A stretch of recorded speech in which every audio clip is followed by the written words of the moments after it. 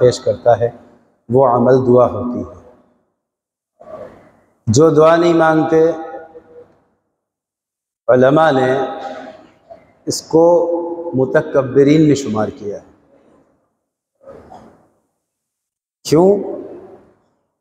दुआ जो है वो तवाज़ो का सबसे बड़ा सबब है। दुआ तवाज़ो का, क्योंकि इसमें बंदा आजिज़ होकर अल्लाह के सामने पेश हो जाता है। आजिज़ी की अलामत मांगना है। जो नहीं मांगते वो क्या होता है? उनको आजिज़ कहेंगे? उनको आजिज़ नहीं कहेंगे। जो मांग ही नहीं रहे वो आजिज़ नहीं है, उनमें किब्र है। और जिनमें आजिज़ी है उनके अंदर जज्बा है मांगने का। इसलिए दुआ अलामत है आजिज़ी की। क्या की अलामत है? आजिज़ी की। और एक जगह फरमाया कि बंदा अगर दुआ मांगना छोड़ देता है तो वो अल्लाह का महबूब भी नहीं होता, क्योंकि उसके अंदर किब्र आ गया, उसने अल्लाह से मांगना ही छोड़ दिया। तो तवाज़ो की आला दर्जे की अलामत मांगना है। अब मांगने के आदाब में क्या है कि कम से कम कोशिश हो कि रोने की शक्ल ही बना लें। अगर दिल में इतनी सख्ती और इतनी कसावट आ गई कि रोना नहीं आता उम्मत के हालात देखकर, तो रोने की शक्ल ही बना लें।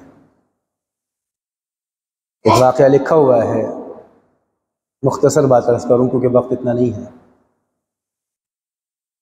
एक बुज़ुर्ग का वाक़या मशहूर है कि वो बहुत बड़ी खानक़ाह चलाते, उनके कई मुरीदीन और कई तलबा वो बैठे हुए, उनके पास बहुत बड़ा मजमा लगा हुआ। लोग आए और आकर अपने मुतालबे रखते रहे।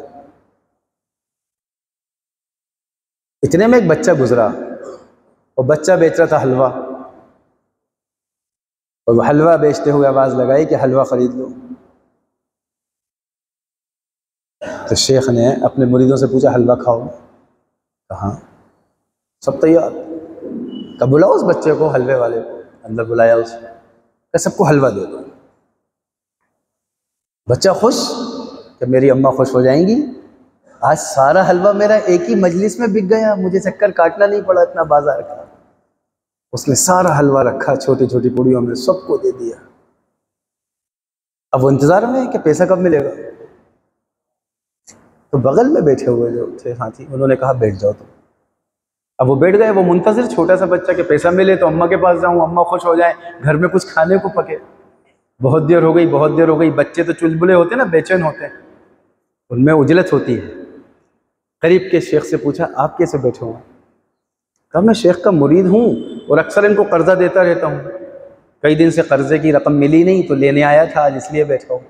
कितने दिन से नहीं मिली? तकरीबन 1 आध महीने से। अब बच्चा टेंशन में कि 1 महीने से इसका नहीं दिया, मेरा क्या देंगे। फिर अगले वालों से पूछा आप कैसे बैठे? कहा मैं भी अपनी रकम लेने आया था, मैं भी शेख को कर्जा देता रहता हूँ। सबसे नहीं मिला 15 दिन से। सबसे पूछता रहा बच्चा बेचैन कि जब किसी का नहीं दिया तो मेरा क्या होगा। और घर नहीं गया पैसा लेकर तो अम्मा नाराज, खाने को भी नहीं मिलेगा।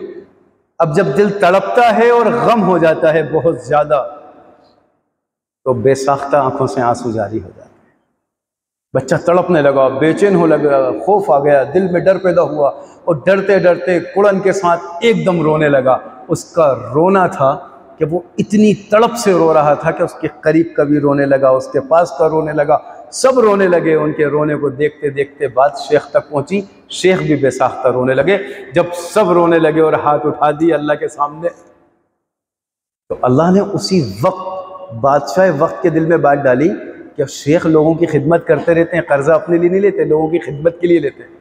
कई दिन से शेख के पास कुछ पहुंचाया नहीं, क्यों ना आज कुछ हदिया पहुंचा दिया जाए। यहां रोना शुरू हुआ है, वहां बादशाह के दिल में अल्लाह बात डाल रहे हैं। शेख ने फौरन वहां से जब हदिया पहुंचा बादशाह की तरफ से, खून भर के अशरफी, अभी रोना खत्म भी नहीं हुआ, हाथ नीचे भी नहीं हुए कि खून पहुंच गया। ये कैसे लाया कि जी बादशाह सलामत के दिल में बात डली कि आप तक कुछ हदिये पहुंचा दिए जाएं, वो लेकर आया हूँ। बादशाह सलामत ने जब वो उनके शेख ने जब वो अशरफियाँ देखी और देखकर उन्होंने क्या कहा सबसे पहले उसको बुला कर लाओ जिसने रोना शुरू किया था। कहा वो बच्चा है। कहा तू क्यों रोया? कहा जी मैं जाता घर, मेरी वालदा मारती, मैंने हलवा बेचा था और हमारे घर में खाना पकने का यही जरिया है, इसके अलावा कोई जरिया नहीं, क्योंकि वालिद है नहीं। शेख ने कहा सबसे पहले इसको दो। क्यों? मजमे में सब मुतालबे वाले तो थे जिनका मुतालबा मुझसे था, लेकिन इसमें कोई अल्लाह के सामने रोने वाला नहीं था। इस रोने वाले की बरकत से सबका मसला हल हो गया। मेरे अजीजों, आज हम मजलिसों में हैं, मस्जिदों में हैं, लेकिन हमारे अंदर से रोना खत्म, उम्मत के दर्द पर रोना खत्म हो चुका। बैतुल्लाह में भी हैं, काबे का गिलाफ भी पकड़े हुए हैं, तो अपना घर, अपने बच्चे, अपने बीवी, अपना कारोबार तो याद है, लेकिन उम्मत पे जो इतनी अजियतें हैं वो हमें उस मकाम पर भी याद नहीं आती। तो उम्मत कितनी सख्त आजमाइश में है, उम्मत में कितने सख्त हालात हैं। हालात ऐसे कि जिनको हम बयान नहीं कर सकते, हालात ऐसे जिनको आप देखने की ताकत भी नहीं रखते। मेरे सामने वो छोटे से बच्चे की वीडियो भेजी फिलिस्तीन के, कि देखिए ये बच्चा अभी दुनिया में भी नहीं आया था। अभी तक तो हम उनके जनाजे देख रहे थे, जो मासूम बच्चे 2 महीने के, 3 महीने के, 14 दिन के, 20 दिन के थे, लेकिन वो एक वीडियो ने तो दिल तार तार कर दिया देखकर कि वो बच्चा तो अभी माँ के रहम में ही था और बमबारी में उसकी माँ शहीद हुई और वो छोटा सा बच्चा 2 टुकड़ों में हो गया। वो बच्चा पेट में ही शहीद हो गया, अल्लाह के लिए कबूल हो गया। ये कुर्बानियाँ छोटी नहीं हैं, ये वो छोटे से बच्चे की कुर्बानी भी उस मस्जिद अक्सा के लिए है। हमारे पास तो कुछ नहीं है सिवाय अल्लाह से मांगने के।